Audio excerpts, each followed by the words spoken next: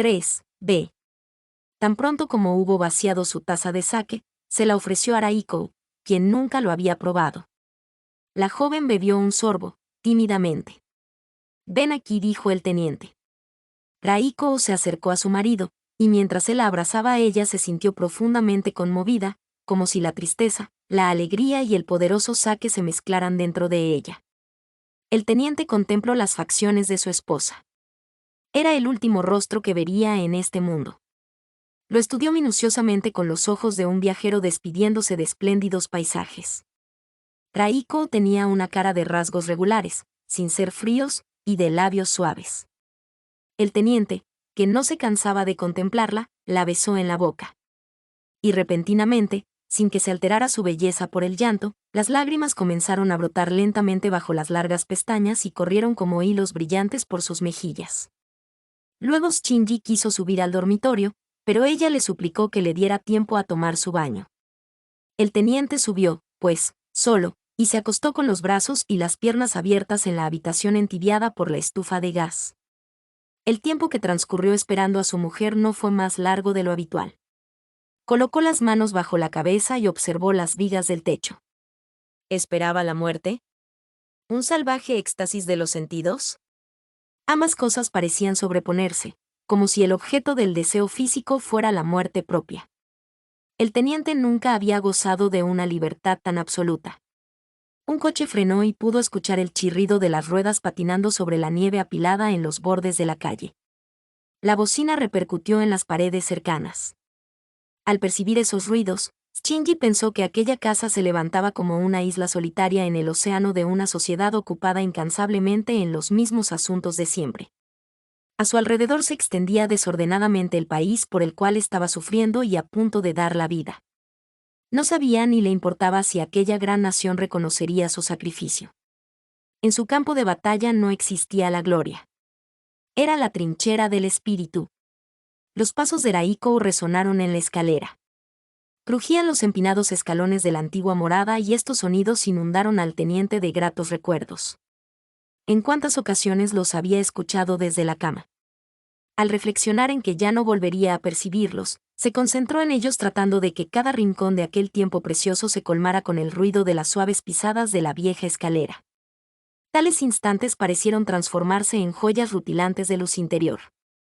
Raiko tenía un fajín sobre el yukata y su rojo estaba atenuado por la media luz. El teniente quiso asirla y la mano de Raiko corrió en su ayuda. El fajín cayó al suelo. Ella estaba de pie frente a él, vistiendo su yukata.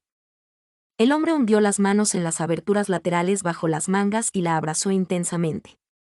El roce de sus dedos sobre la piel desnuda, sentir que las axilas se cerraban suavemente sobre sus manos, encendió aún más su pasión y, pocos instantes más tarde, ambos yacían desnudos frente al brillante fuego de la estufa.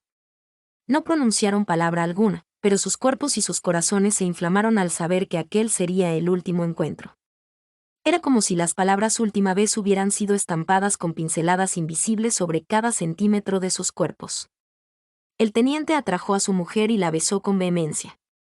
Sus lenguas exploraron las bocas, adentrándose en su interior suave y húmedo, y fue como si las aún desconocidas agonías de la muerte templaran sus sentidos como el acero al rojo vivo. Los lejanos dolores finales habían refinado su percepción amorosa. «Es la última vez que voy a verte», murmuró el teniente. «Déjame mirar», y tomando la lámpara en su mano, dirigió un haz de luz sobre el cuerpo extendido de Raiko. Ella había cerrado los ojos. La luz de la lámpara destacaba la majestuosidad de su carne blanca. El teniente, con un dejo de egocentrismo, se alegró pensando en que jamás vería esa belleza derrumbándose frente a la muerte. El teniente contempló sin apuro aquel inolvidable espectáculo. Acariciaba la sedosa cabellera, palmeaba suavemente el bello rostro y besaba todos los puntos donde se detenía su mirada. La frente alta tenía una serena frescura, los ojos cerrados se orlaban de largas pestañas bajo las cejas finamente dibujadas y el brillo de los dientes se entreveía por los labios llenos y regulares. Todo ello configuraba en la mente del teniente la visión de una máscara mortuoria verdaderamente radiante y una y otra vez apretó sus labios contra la blanca garganta donde la mano de Raiko no tardaría en descargar su certero golpe. El cuello enrojeció bajo los besos y volviendo suavemente a los labios de su amada, apoyó su boca sobre ellos con el fluctuante movimiento de un pequeño bote. Cerrando los ojos, el mundo se convertirá, así, en una mecedora. La boca del teniente seguía fielmente el recorrido de sus ojos. Los pechos altos y turgentes, terminados como capullos de cerezo silvestre, se endurecían al contacto de sus labios. Los brazos emergían malsanamente a ambos lados, afinándose hacia las muñecas, pero sin perder su redondez ni simetría. Los dedos delicados eran aquellos que habían sostenido el abanico durante la ceremonia nupcial. A medida que el teniente los besaba, se retraían como avergonzados. El hueco natural de esa curva entre el pecho y el estómago tenía en sus líneas no solo la sugestión de la tersura, sino la fuerza de la elasticidad y anunciaba las ricas curvas que se extendían hasta las caderas. La riqueza y la blancura del vientre y las caderas eran como la leche contenida en un recipiente amplio. El hoyo sombreado del ombligo podía haber sido la huella de una gota de agua recién caída allí. Donde las sombras se hacían más intensas, el vello crecía apretado, dulce y sensible, y a medida que la excitación aumentaba en aquel cuerpo que había dejado de mostrarse pasivo, un aroma de flores ardientes se hacía cada vez más penetrante. Raiko habló, por fin, con voz trémula. Muéstrame. Déjame mirar por última vez. Shinji no había escuchado nunca de labios de su mujer un ruego tan firme y definido. Era como si su modestia ya no podía ocultar algo que, ahora, se libraba de las trabas que la oprimían. El teniente se recostó sumisamente para someterse a los requerimientos de su mujer. Ella alzó ágilmente su cuerpo blanco y tembloroso y ardiendo en un inocente deseo de devolverle todo cuanto había hecho por ella, puso los dedos sobre los ojos de Shinji y los cerró suavemente. Repentinamente inundada de ternura, con las mejillas encendidas por el vértigo de la emoción, Raiko abrazó la cabeza rapada del teniente y el pelo afeitado lastimó su pecho. Aflojando el abrazo, contempló luego el rostro varonil de su marido. Las cejas severas, los ojos cerrados, el espléndido puente de la nariz, los labios bien dibujados y firmes. Raiko comenzó a besarlos, se detuvo en la ancha base del cuello, en los hombros fuertes y erguidos, en el pecho poderoso con sus círculos gemelos semejantes a escudos de ásperos pezones. Un olor dulce y melancólico se desprendía de las axilas profundamente sombreadas por la carne abundante del pecho y de los hombros. En cierto modo, la esencia de la muerte joven estaba contenida en aquella dulzura. La piel desnuda del teniente relucía como un campo de cebada y podía observar los músculos en relieve convergiendo sobre el abdomen alrededor del ombligo pequeño y modesto. Al mirar el estómago firme y joven, púdicamente cubierto por un vello vigoroso, Raiko pensó que pronto iba a ser cruelmente lacerado por la espada y, reclinando la cabeza, rompió en sollozos y lo cubrió con sus besos.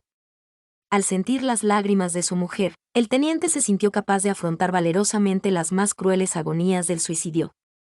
Resulta fácil imaginar a qué éxtasis llegaron después de aquellos tiernos intercambios. El teniente se incorporó y rodeó con un potente abrazo a su mujer, cuyo cuerpo estaba exhausto luego de tantas lágrimas y aflicciones. Juntaron sus caras apasionadamente, restregando las mejillas. El cuerpo de Raiko temblaba. Sus pechos húmedos estaban fuertemente apretados y cada milímetro de aquellos cuerpos jóvenes y hermosos se habían compenetrado tanto con el otro que parecía imposible que se separaran jamás. Raiko gritó.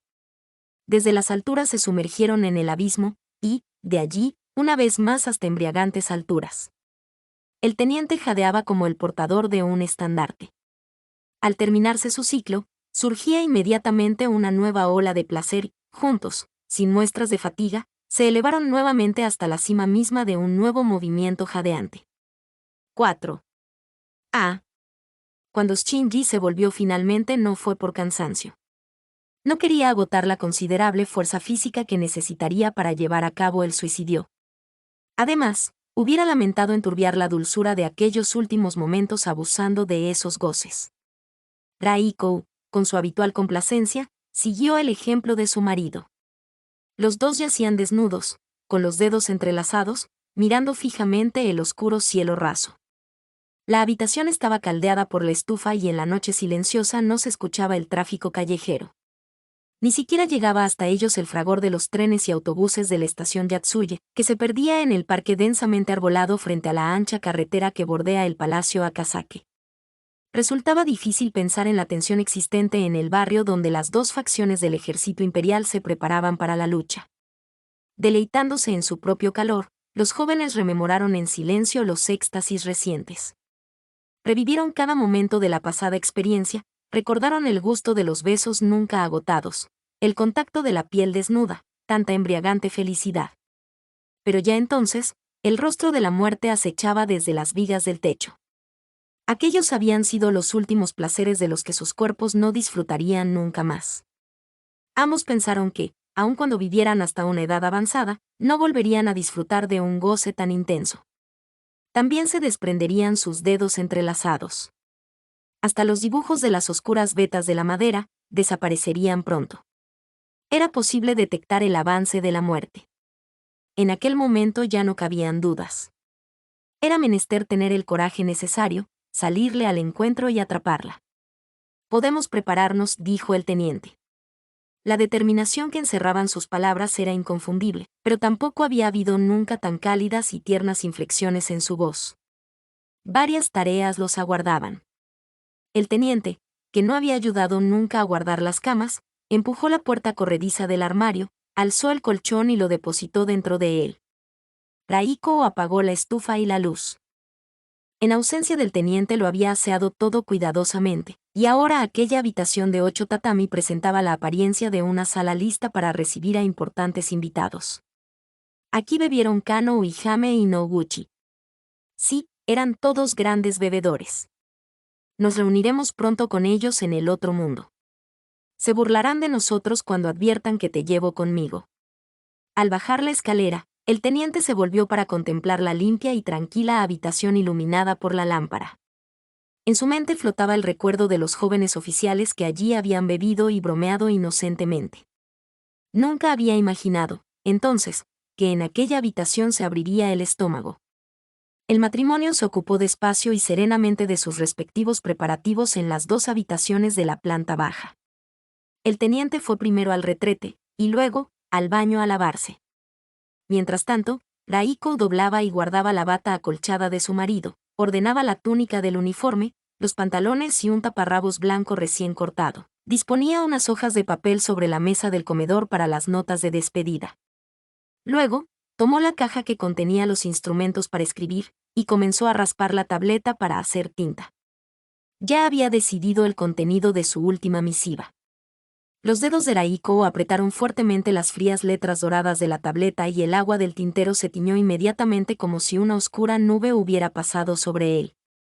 Todo aquello no era sino una solemne preparación para la muerte. La rutina doméstica o una forma de pasar el tiempo hasta que llegara el momento del enfrentamiento definitivo. Una inexplicable oscuridad brotaba del olor de la tinta al espesarse. El teniente salió del baño. Vestía el uniforme sobre la piel. Sin pronunciar una palabra, tomó asiento frente a la mesa y, empuñando el pincel, permaneció indeciso frente al papel que tenía delante. Raiko tomó un kimono de seda blanca y, a su vez, entró en el baño. Cuando reapareció en la habitación, ligeramente maquillada, la misiva ya estaba terminada. El teniente la había colocado bajo la lámpara. Las gruesas pinceladas solo decían: «¡Vivan las fuerzas imperiales!». Teniente del ejército, Takeyama Shinji. El teniente observó en silencio los controlados movimientos con que los dedos de su mujer manejaban el pincel. Con sus respectivas esquelas en la mano y la espada del teniente ajustada sobre su costado y la pequeña daga de Raiko dentro de la faja de su kimono blanco, ambos permanecieron frente al santuario, rezando en silencio. Luego, apagaron todas las luces de la planta baja. Mientras subían, el teniente volvió la cabeza y observó la llamativa silueta de su mujer que, toda vestida de blanco y los ojos bajos, iba tras él. Acomodaron las notas de despedida una junto a la otra en la alcoba de la planta baja. Por un momento pensaron en descolgar el pergamino, pero como había sido escrito por su mediador el teniente general Oseki y consistía en 2 caracteres chinos que significaban sinceridad, lo dejaron donde estaba. Pensaron que, aunque se manchara con sangre, el teniente general no se ofendería. Shinji tomó asiento de espaldas a la habitación y, muy erguido, colocó su espada frente a él. Raiko se sentó frente a él, a un tatami de distancia. El toque de pintura en sus labios parecía aún más seductor sobre el severo fondo blanco. Se miraron intensamente a los ojos a través de la distancia de un tatami que los separaba. La espada del teniente casi tocaba sus rodillas. Al verla, Raiko recordó la primera noche de casada, y se sintió abrumada de tristeza. Finalmente, el teniente habló con voz ronca. Como no voy a tener quien me ayude, me haré un corte profundo. Puede que sea desagradable. Por favor, no te asustes. La muerte es algo horrible de presenciar, en cualquier circunstancia. No debes dejarte atemorizar, ¿comprendes? Raiko asintió con una profunda inclinación de cabeza. Al mirar la figura esbelta de su mujer, el teniente experimentó una extraña excitación. Estaba por llevar a cabo un acto que requería toda su capacidad de soldado, algo que exigía una resolución similar al coraje que se necesita para entrar en combate. Sería una muerte no menos importante ni de menor calidad que si hubiera muerto en el frente de batalla. Por unos instantes el pensamiento llevó al teniente a elaborar una rara fantasía. Una muerte solitaria en el campo de lucha, una muerte frente a los ojos de su hermosa esposa. Una dulzura sin límites lo invadió al experimentar la sensación de que iba a morir en aquellas dos dimensiones, conjugando la imposible unión de ambas. Este debe ser el pináculo de la buena fortuna, pensó. El hecho de que aquellos hermosos ojos observaran cada minuto de su muerte, equivaldría a ser llevado al más allá en alas de una brisa fragante y sutil. Presentía en aquella circunstancia una suerte de merced especial, vedada a los demás, a él solo dispensada. El teniente creyó ver en su radiante esposa, ataviada como una novia, el compendio de todo lo amado por lo cual iba, ahora, a entregar la vida. La casa imperial, la nación, la bandera del ejército. Todas ellas eran presencias que, como su esposa, lo observaban atentamente con ojos transparentes y firmes. Raiko también contemplaba a su marido que tan pronto habría de morir, pensando que jamás había visto algo tan maravilloso en el mundo. El uniforme siempre le sentaba bien, pero ahora, mientras enfrentaba a la muerte con cejas severas y labios firmemente apretados, irradiaba lo que podría llamarse una esplendorosa belleza varonil. Es hora de partir y dijo, por fin. Raiko dobló su cuerpo hasta el suelo en una profunda reverencia. No podía alzar el rostro. No quería arruinar su maquillaje con las lágrimas que le resultaban imposibles de contener.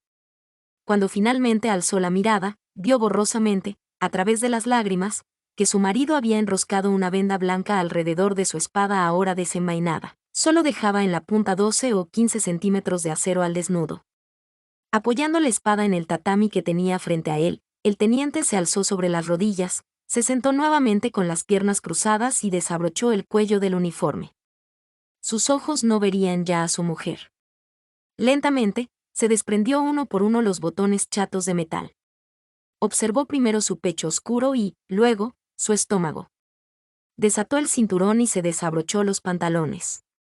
Tomó el taparrabos con ambas manos y lo tiró hacia abajo para dejar más libre al estómago. Luego empuñó la espada con la venda blanca en su filo, mientras que, con la mano izquierda, masajeaba su abdomen. Conservaba la mirada baja. Para verificar el filo, el teniente abrió la parte izquierda del pantalón, dejando parte del muslo a la vista, y deslizó el filo sobre la piel. La sangre brotó inmediatamente de la herida y varias gotas brillaron a la luz. Era la primera vez que Raiko veía la sangre de su marido y experimentó violentas palpitaciones en el pecho. Observó el rostro del teniente y vio que estudiaba con calma su propia sangre. Pese a que aquel era un consuelo superficial, Raiko sintió cierto alivio.